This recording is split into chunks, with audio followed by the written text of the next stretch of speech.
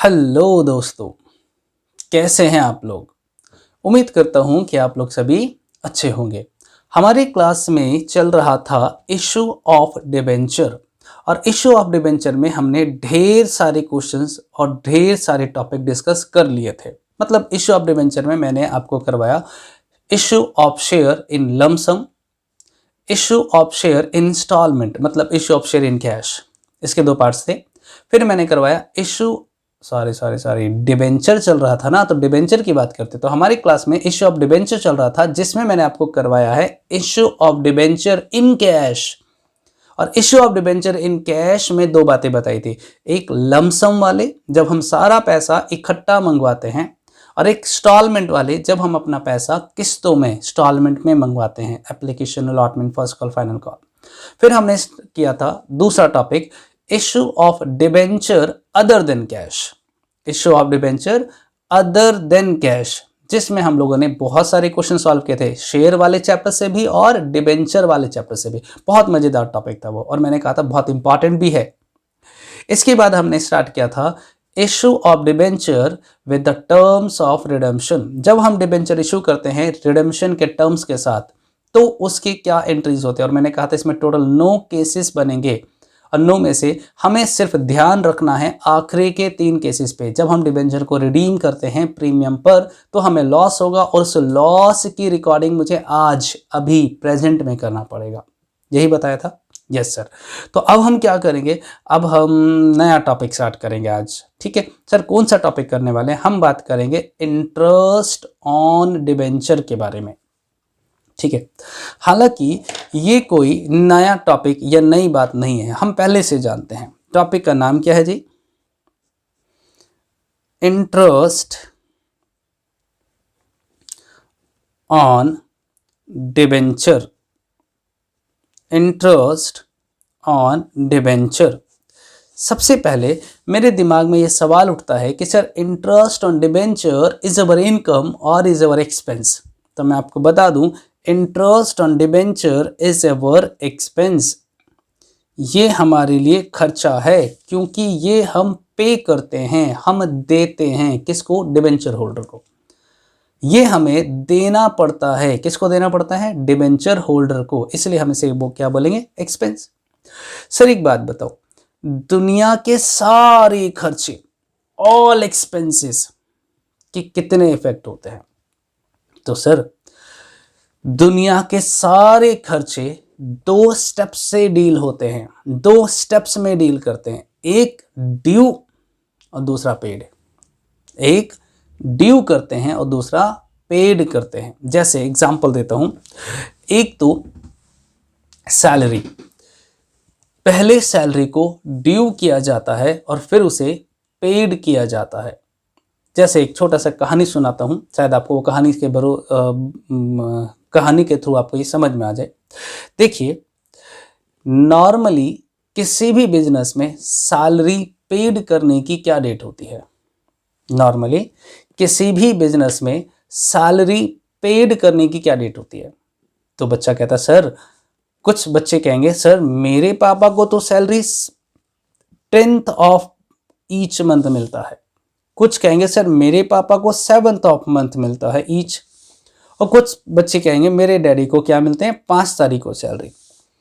और कुछ जो होते हैं वो उनको salary 1st of each month ही मिल जाता है, 1 तारीख को। ठीक है, आपको मालूम है 99 नहीं 100% गवर्नमेंट एम्प्लॉय को सैलरी कब मिलती है? 1st ऑफ ईच मंथ, 30 तारीख को या 1st को। लेकिन जितने प्राइवेट सेक्टर में काम करने वाले हैं, प्राइवेट जॉब वाले हैं, उनको सैलरी मिलती है 5, 7 और 10 तारीख को। सर ऐसा क्यों? इसके पीछे कारण है। सोचिए ना, एक व्यक्ति है राम, वो मेरे पास आता है 1 जनवरी को काम के लिए। मैं उसे रख लेता हूं, 1 महीने वो काम करता है, 30 जनवरी 31 जनवरी तक काम करता है। 31 जनवरी को मैंने सैलरी बनाया और उसको दे दिया। राम को मैंने 1 तारीख से 31 तारीख तक की सैलरी उसको पेड कर दिया, 31 तारीख को। और 1 फरवरी को मिस्टर राम आया नहीं। मैंने कहा चलो हो सकता है उसकी तबीयत खराब हो। 2 तारीख को आया नहीं, 3 को आया नहीं, 4 को आया नहीं, मेरे काम का बहुत नुकसान हो रहा है। अब मैं बड़ी दुविधा में हूँ कि नया एम्प्लॉय रखूँ या वेट करूँ। मैंने राम को फाइनली फ़ोन किया, मैंने कहा हेलो राम, यार तुम तो काम पे नहीं आ रहे हो। तो राम कहता सर मेरे को नहीं काम करना, मैंने काम छोड़ दिया। अब बताओ, 31 तारीख को मैंने उसे सैलरी दिया, 1 तारीख को वो मेरे पास आया नहीं। अब अचानक 1-2 दिन मैंने वेट किया, उसके बाद फ़ोन किया, तब वो कह रहा है मैं नहीं आ रहा आपके पास काम के लिए, सैलरी बहुत कम दे रहे हो, मैं कहीं और जा रहा हूँ काम करने। तो अचानक से मुझे एक नए एम्प्लॉय की रिक्वायरमेंट होगी।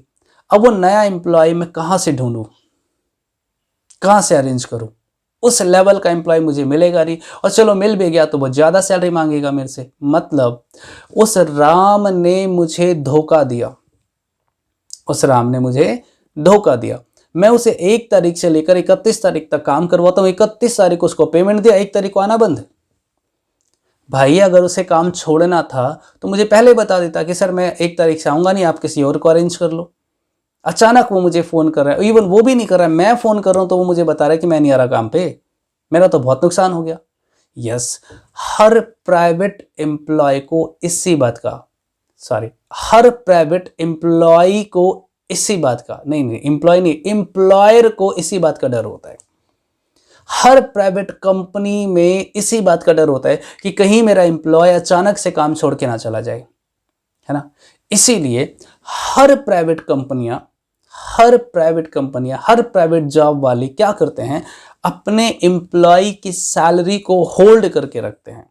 मतलब एक व्यक्ति मेरे पास, जैसे उसे राम की बात करूं, राम मेरे पास आया 1 जनवरी को, काम करना स्टार्ट किया। 1 तारीख से लेकर 31 तारीख तक उसने काम किया।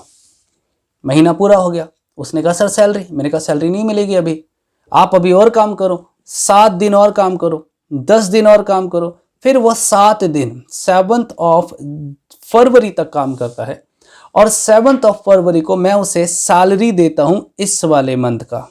जनवरी मंथ की सैलरी कब दूंगा? इस डेट पर। राम कहता है सर मैंने तो पूरा जनवरी 31 दिन काम किया, फरवरी के 7 दिन काम किए, तो आप मुझे पूरा सैलरी दो ना। मैंने कहा नहीं, मैं तुम्हें 7 तारीख को सैलरी दूंगा, 1 से 31 तारीख तक की। जनवरी की सैलरी तुम्हें कब मिलेगी? 7 फरवरी को। और फिर पूरी फरवरी 1 से लेकर 28 फरवरी तक की सैलरी मिलेंगी 7 मार्च को।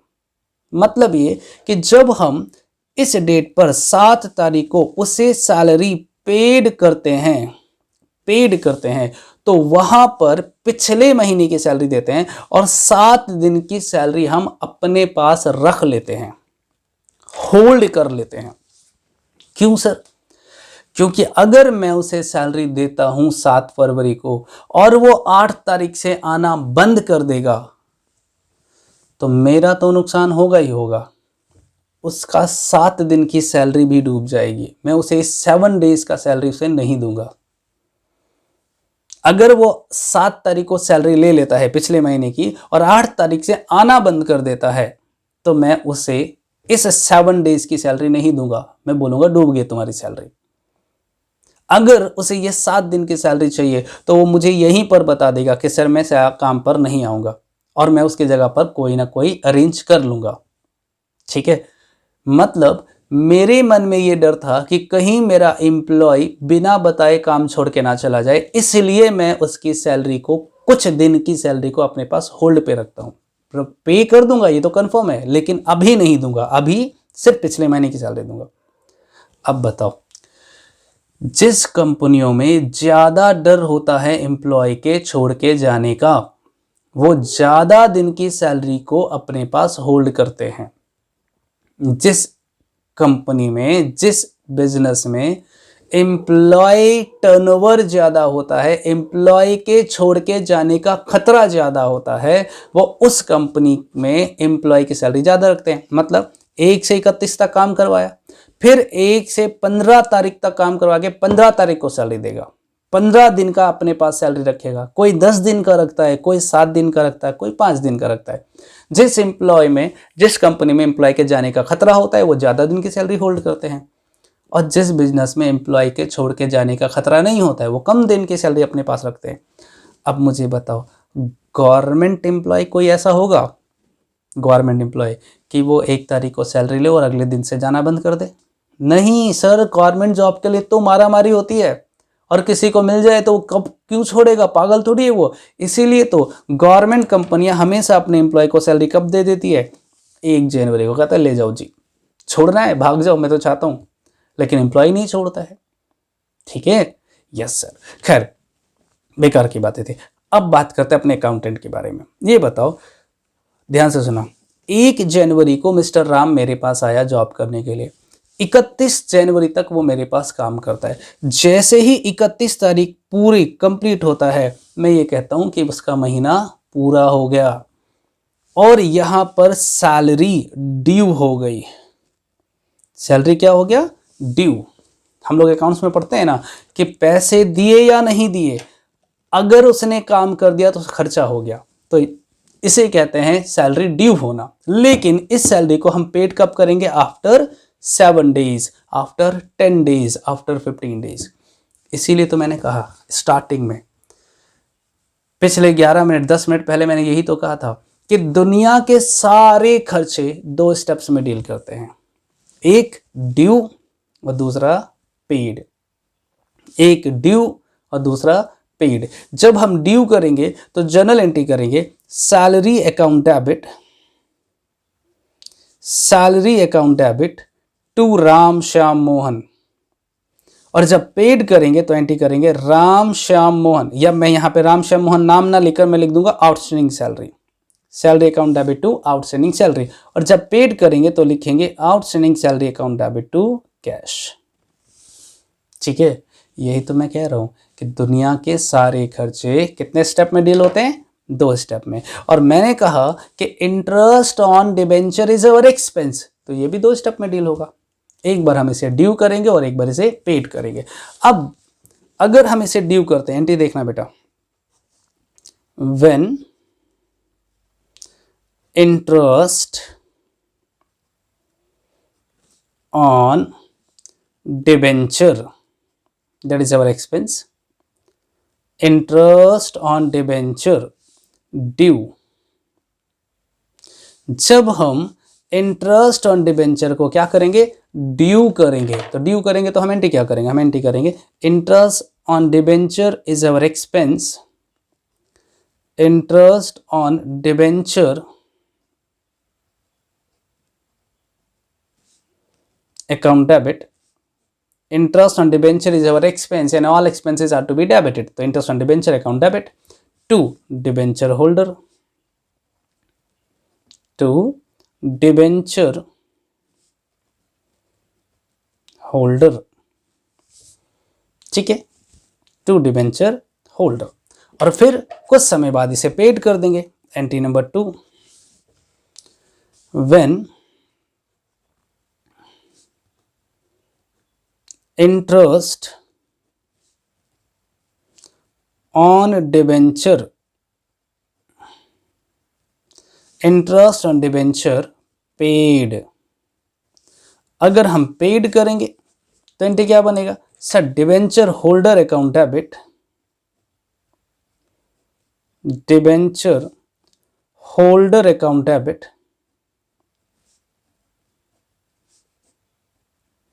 Debenture holder account debit to bank, to bank.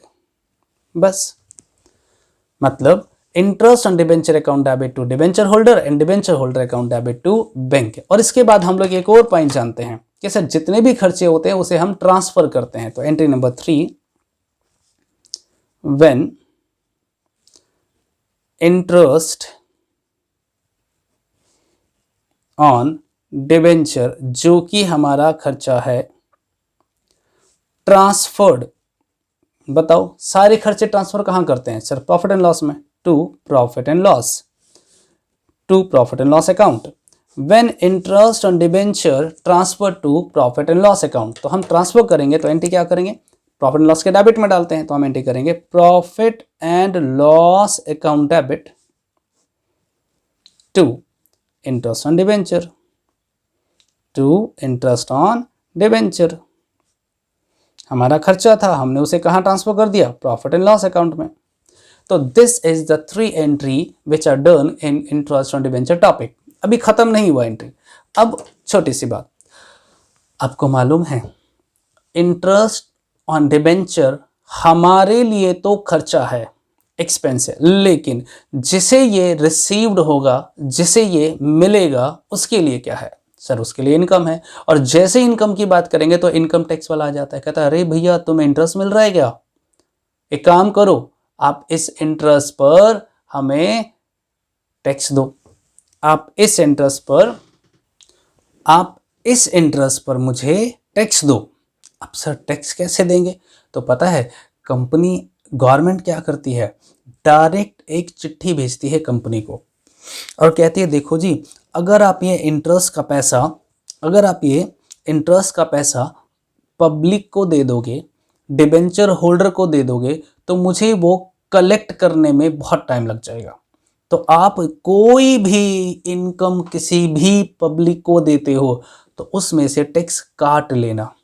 मतलब अगर आप इंटरेस्ट ऑन डिबेंचर 100 रुपये दे रहे हो, मान लेते हैं कितना, 100 रुपये, तो उसमें से कुछ पैसा आप काट लेना, डिडक्ट कर लेना, और जिसे हम लोग नाम देंगे टैक्स डिडक्शन एट सोर्स, मतलब टीडीएस। मतलब इसमें से पब्लिक को सिर्फ 90 रुपीज देना और बाकी पैसे को हम कहाँ ट्रांसफर कर देंगे? TDS, tax deduction at source में। कितना? 10 रुपये। ये 10 रुपये मैंने एग्जाम्पल लिया है, ये परसेंटेज आपको बता दिया जाएगा। 10% है तो 10% टीडीएस में डालेंगे, 20 है तो 20 डालेंगे। ठीक है, मतलब हमने इंटरेस्ट की कैलकुलेशन करा 100 रुपये, लेकिन उस 100 रुपये में से सिर्फ 90 रुपये हम डिबेंचर होल्डर को देंगे और 10 रुपये कहाँ ट्रांसफर कर देंगे? टीडीएस में, टैक्स डिडक्शन एट सोर्स में। अब बताओ डिबेंचर होल्डर को कितने पैसे देने का वादा कर रहे हैं? 90, तो पेमेंट भी कितना करेंगे? 90। लेकिन खर्चा कितना है? सर 100 रुपये इंटरेस्ट ऑन डिबेंचर, तो हम 100 रुपये कहाँ ट्रांसफर करेंगे? प्रॉफिट एंड लॉस अकाउंट में। बस ध्यान क्या रखना है, प्लीज ध्यान क्या रखना है, पहली 2 एंट्री जो मैंने करा, इंटरेस्ट ऑन डिबेंचर ड्यू की और पेड की, ये कब करेंगे? ये हम एंट्री करेंगे व्हेन इंटरेस्ट ड्यू।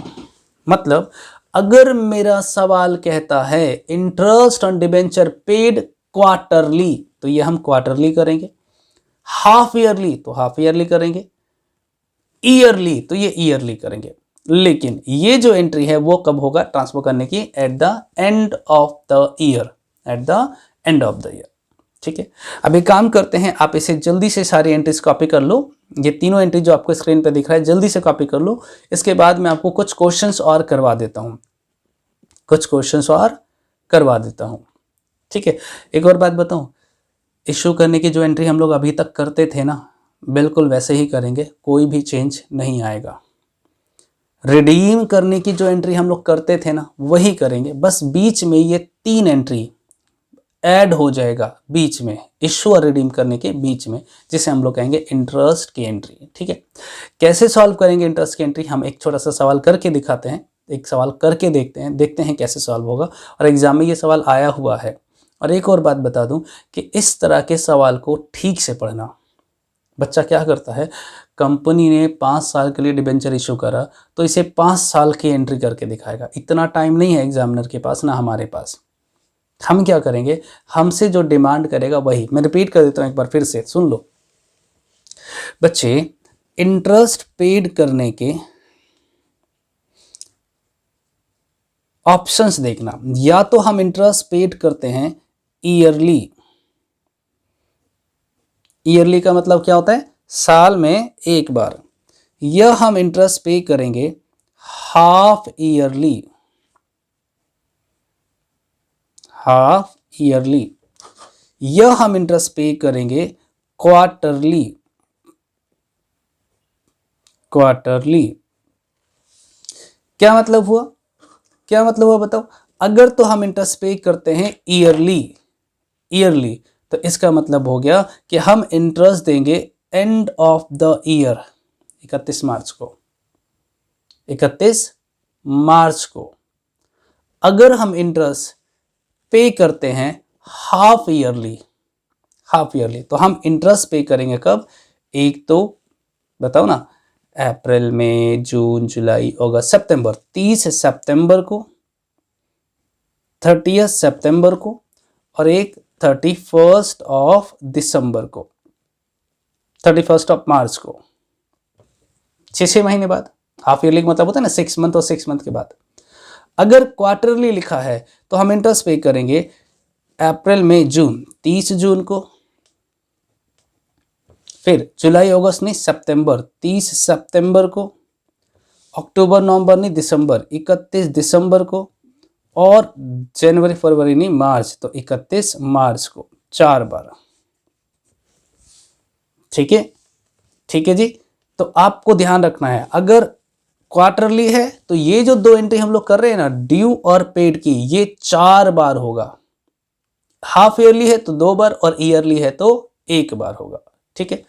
कैसे करेंगे सॉल्व, सवाल कैसे आता है? तो आइए एक छोटा सा सवाल करके देखते हैं, आपको आइडिया लग जाएगा कि सवाल आएगा कैसे। ठीक है।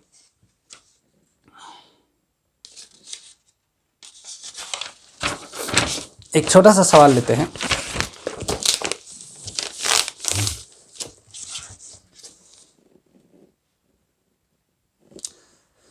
और लिखवा देता हूं।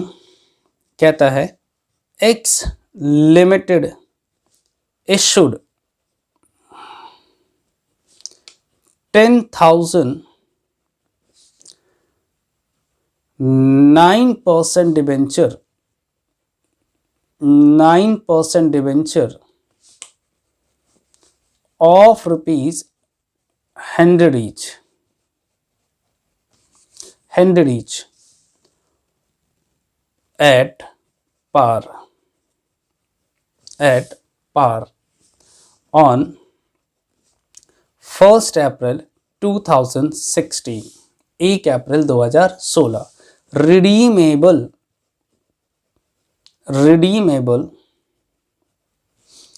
आफ्टर 4 year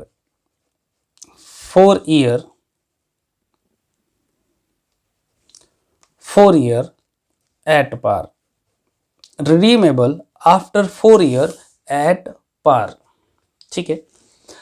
अब से कहा जाता है if interest on debenture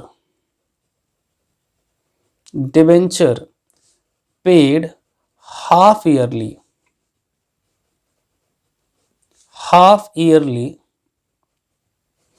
that is 30th September and 31st of March each year. TDS, tax deduction at source at the rate of 10%, pass journal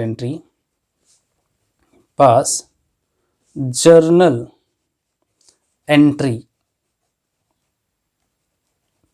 अगर मैं सिर्फ इतना लिख के छोड़ दूं पास जर्नल एंट्री, तो आपको करना पड़ेगा 1 अप्रैल 2016 से लेकर 1 अप्रैल 2020 तक, 16, 17, 18, 19 के एंड तक, 20 तक।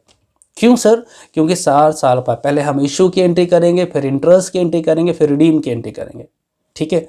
लेकिन उसने बोला पास journal entry for the year ended 31st of March 2016। आपको जर्नल एंट्री करना है सिर्फ 31 मार्च 2016 का। तो अब कैसे करेंगे बताओ? बिल्कुल नहीं डरना। Journal 2016 for the year ended 31 मार्च 2016, मतलब 1 साल की एंट्री करना है। 1 अप्रैल 2016 से 31 मार्च 2016 तक की एंट्री करना है। ठीक है। चलिए देखते हैं। सबसे पहले 1 अप्रैल 2016 को हमने डिबेंचर इशू करा है। तो इशू करने की एंट्री तो आप जानते हो, पहले से ही जानते हो ना, क्या एंट्री करते हो? Bank account debit to debenture application and allotment, debenture application and allotment. कितने से? 10,000 debenture of ₹100 each, 10 lakh. 10 lakh. Narration आप जानते हो, नरेशन होगा बीइंग, लिख दूं, being application money received, application money received.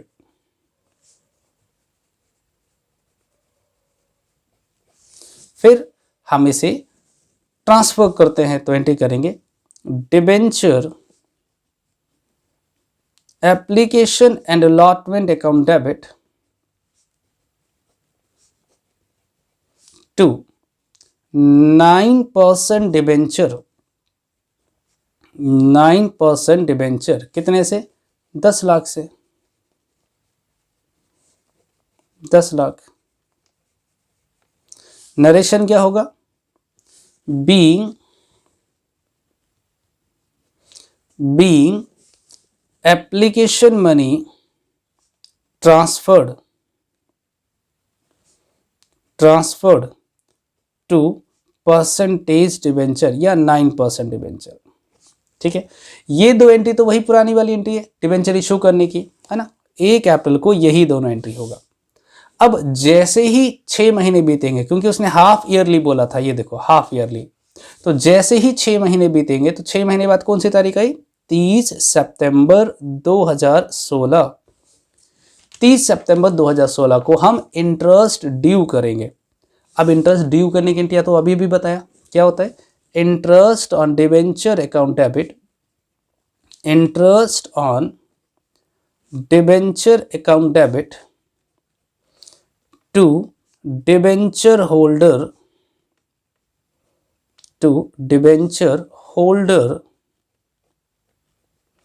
और to TDS, tax deduction at source. बताइए इंटरेस्ट कितने का है, 6 महीने बाद बोला उसने, तो सर देखो ना 10 लाख का डिबेंचर, 9 रुपए का इंटरेस्ट, 9% का, तो कितना आ जाएगा, 9% का इंटरेस्ट निकालेंगे तो 90,000 रुपये आएगा, और 6 महीने का तो 45,000, तो इंटरेस्ट आ गया 45,000, 45,000। कैसे निकाला है, निकाल के देख लो, ये लो मैं यहां पे निकाल के दिखा रहा हूं रफ में। 10 लाख का डिबेंचर था, इनटू 9% इंटरेस्ट है, कितने महीने का, 6 महीने का, हाफ ईयरली है ना, तो 6 महीने का। सॉल्व करेंगे, 6 2 12, 2 0 से 2 0 कट गया, इससे करेंगे तो 5, 1 2 3 5 6 9 5 45,000। अब इसमें से TDS में कितना जाएगा, तो TDS में कितना बोला उसने, 10%, तो 10% मतलब 4500, तो TDS में चला गया।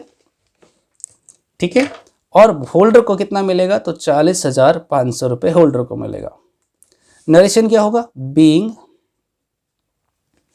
Interest on debenture due, being interest on debenture due, और सेम डेट पर हम क्या करेंगे, पेड करेंगे, तो एंट्री क्या होगा, debenture holder account debit, debenture holder account debit to bank, debenture holder account debit to bank, कितना से, 40,500। डिबेंचर होल्डर को तो हमने 40,500 देने का वादा किया, हमने पेड कर दिया। नरेशन होगा being interest on debenture paid, being interest on debenture paid. देखो ध्यान से, ये जो दो एंट्री मैंने लिखा है, interest on debenture to debenture holder to TDS और फिर डिबेंचर होल्डर टू बैंक, यही दोनों एंट्री दोबारा कॉपी करेंगे। कब, जब फिर 6 महीने खत्म होंगे, तो 6 महीने खत्म होगा 31 मार्च को, 31 मार्च को। सेम एंट्री में कॉपी करूंगा। पहली entry, interest on debenture account debit to debenture holder to debenture holder और टू TDS। कितना, वही तरीका, वही सब कुछ सेम। कितना जी, 45,000, 40,500 और 4,500। नरेशन वही, being interest on debenture due, और फिर पेड करने की debenture holder account debit, debenture holder account debit to bank, to bank कितने से? 40,500 रुपये। ठीक है जी। अब क्या करेंगे? अब सर इसी डेट पर इंटरेस्ट ऑन डिबेंचर हमारा खर्चा था उसे ट्रांसफर करेंगे। कहाँ ट्रांसफर करेंगे? सेम डेट पर 31 मार्च को ही प्रॉफिट एंड लॉस में। तो हम एंट्री करेंगे इंटरेस्ट, ट्रांसफर करने की entry, profit and loss account debit to interest on debenture कितने से? 90,000 से। 90,000 कहाँ से आया जी? बोलो। 45,000 और 45,000। ये देखो पहली बार में 45,000 था इंटरेस्ट ऑन डिबेंचर, दूसरी बार में भी कितना था? 45। तो total end of the year जब हम ट्रांसफर करेंगे तो कितना ट्रांसफर होगा? 90,000 रुपये। ठीक है, बस खत्म। इस साल के एंड में यही एंट्री होगी। लीजिए, अब आप चाहो तो इसे जल्दी से कॉपी कर लीजिए। बहुत पहले सवाल कॉपी कर लीजिए, इसके बाद मैं एक एक करके जर्नल एंट्री दिखा देता हूँ। ये हमारा सवाल है, मतलब कितनी सारी? 2, 4, 6, 7 एंट्री है। 2 तो इशू की नॉर्मल एंट्री और इंटरेस्ट ऑन डिबेंचर की 4 एंट्री और 1 ट्रांसफर करने की। वैसे एक और एंट्री हम कर सकते हैं टीडीएस को पेड करने की, क्योंकि टीडीएस भी तो गवर्नमेंट को पेड करेंगे, तो हम वो एंट्री भी कर सकते हैं। लास्ट में एंट्री लिखेंगे TDS account debit to bank. ठीक है, चलिए ठीक है सर, जल्दी जल्दी कॉपी करेंगे। बहुत ही आसान क्वेश्चंस है, आई रिपीट, बहुत ही आसान क्वेश्चन है, बस थोड़ा सा कंसंट्रेशन की जरूरत है। तो हम अगली क्लास में इसको आगे सॉल्व करेंगे, देखेंगे कि इसके कौन कौन से सवाल हैं और उसको कैसे सॉल्व किया जा सकता है। ठीक है, देखते हैं क्या दिक्कत होगी। जो भी क्वेश्चंस में दिक्कत आएंगे हम उसे डिस्कस करेंगे। जल्दी जल्दी कॉपी कर लीजिए। ये लीजिए, सवाल कॉपी हो गया तो जर्नल एंट्री 1, 2, 1 अप्रैल 2016 की दोनों एंट्री पहले कर लो। इसके बाद फिर मैं आपको 31 और 30 सितंबर की एंट्री दिखाने वाला हूँ। ठीक है, 1 अप्रैल की आप पहले कर लो, उसके बाद मैं आपको आगे दिखाने वाला हूँ। मुझे जहाँ तक लगता है कि आप असाइनमेंट का क्वेश्चन नंबर 29 कर सकते हो। 29, 30, 31, 32 ज़्यादा सवाल नहीं है, सिर्फ 4 सवाल है और चारों सवाल आपको सॉल्व करना है। लीजिए, ये कॉपी हो गया। तो अब मैं ये दोबारा से दिखा रहा हूँ। 30 सितंबर वाली एंट्री कॉपी कीजिए, 30 सितंबर। इसके बाद मैं 31 मार्च की एंट्री भी दिखा देता हूँ। 4 सवाल है, सिर्फ 4 सवाल। ओके जी, हाँ या ना तो बोल दो।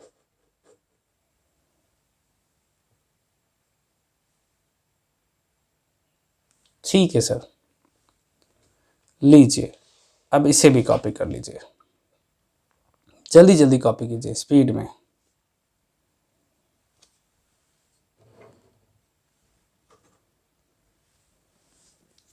ठीक है, ओके जी, चलिए इतना कॉपी कर लिया। तो आप जरा इधर देख लीजिए, ये हमारी एक लास्ट एंट्री थी। तो अब मैं आपको होमवर्क दे देता हूं। आपका होमवर्क है क्वेश्चन नंबर 29